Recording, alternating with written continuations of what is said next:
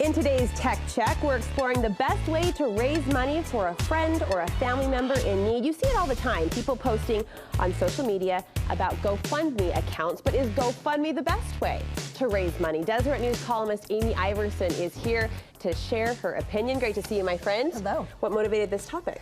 Well, you know, you hope you never have to do one of these, and I had never, and I always saw them, and to be honest, I kind of skipped by most of them unless it was someone I knew. But I had to start a GoFundMe. I had to, you know, you just get that like feeling. You do, it's a burning passion. Yeah, a friend of mine passed away last week and left a son who was on a mission. And I'm gonna cry talking about it. I'm so sorry. And you know, it's like you do the flowers and the blankets, and then you're just like, I gotta do more. You just consider the practical need that the family is faced with. So we wanted to set up a fund for her son, and so I thought, okay, GoFundMe is the first thing that comes to mind, but then I'm like, isn't there a fee? You know, don't you hear that? Like, I'm like, I don't want them taking money off the top of this. You want every penny to go to that need. So I actually went to a local bank and was going to set it up that way, but there was no easy, like, one click and people could donate. And I didn't want people to have to go to the bank. I just felt like that's too much to make it ask. as easy as possible in hopes of raising as much money as possible. So what did you find about GoFundMe in particular? So GoFundMe did have a fee. Originally, they took 5% off the top, which is a lot to me. I thought, oh my goodness, 5%. If you donate $100, they take $5. And so, but just in November, they did away with it. And so that's when I decided, you know, it just has, I feel like, the most name recognition. And so I did go with GoFundMe.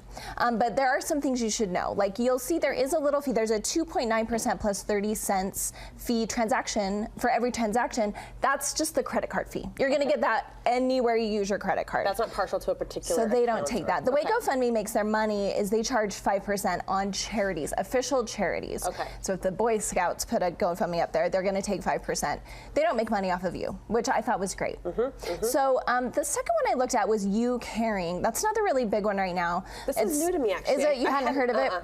It's probably the second biggest one, and what they really tout is the fact that they have customer support 24/7. With GoFundMe, you send an email. I think there's a 5-minute general response time, so it's nothing lengthy, but You Caring's like, we're there, we have a chat, so if you have questions. For me, I felt like it was so easy to set up that I didn't really need the support anyway, but You Caring doesn't charge a fee on anyone. So if you are an official charity and you're trying to set up an account, they may be the way to go because they don't take the 5% off the top. And both of these, as a donor, you can feel solid and you can trust. Yeah, both of them have fraud prevention. So, you know, with the Parkland shooting in Florida, there were a lot of scams that went up.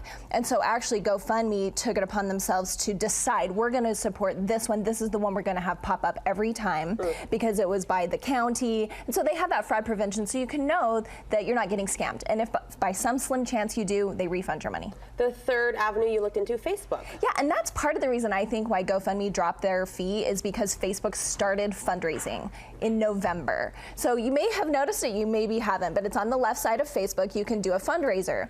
The problem with this is they do have a fee, and it's pretty hefty. It's a 6.9% fee. So Facebook's big thing is, hey, your friends can donate without ever having to leave Facebook.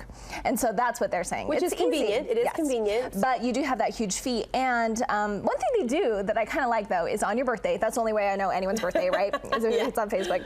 You can decide if it's your birthday and there's a charity you love. You love the Humane Society, say. You can say, hey, it's my birthday, everybody.